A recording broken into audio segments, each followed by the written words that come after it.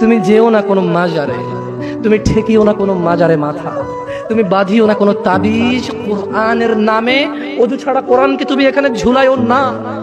তুমি মহিলাদের মাসিক অবস্থায় কোরআনকে ঝুলাইও না। কোরআনুল কারীম এই তুচ্ছ কাজের জন্য আসেনি। শিফাউল লিল মুমিন। তুমি একটু বুদ্ধিমান হও, নাপা তুমি খাও, গলায় নাও না। কোরআন তুমি পড়ো না, গলায় নাও। তুমি একটু বুদ্ধিমান হও, তুমি একটু বুদ্ধিমান হও মুমিন। তোমার এখানে যদি সূরা ইয়াসিন থাকে, তোমার এখানে যদি সূরা ইয়াসিন থাকে, তুমি বোঝো তুমি টয়লেটে যাচ্ছ সূরা ইয়াসিন নিয়ে। আল্লাহকে ভয় করো। আমি কি অনেক কথা বলেছি? প্লিজ ক্ষমা করে দিন, আমি ছোট মানুষ, আমি ছোট মানুষ, আপনাকে বিরোধিতা বলতেছি না। আল্লাহর কসম আপনি রাগ করিয়েন না। ধরেন সূরা রহমান আপনি হাতে রাখলেন, টয়লেটে গেলেন, স্ত্রীর সাথে ঘুমাইলেন, গোসল করলেন, সিনেমা দেখলেন। আপনার বউয়ের মাসিক, হায়েদ, নিফাস, টয়লেটে গেল, মিথ্যা কথা বলে, সিনেমা দেখে, গোসল করে, আপনার সাথে ঘুমায়, অন্তরঙ্গ সম্পর্কে জড়িত।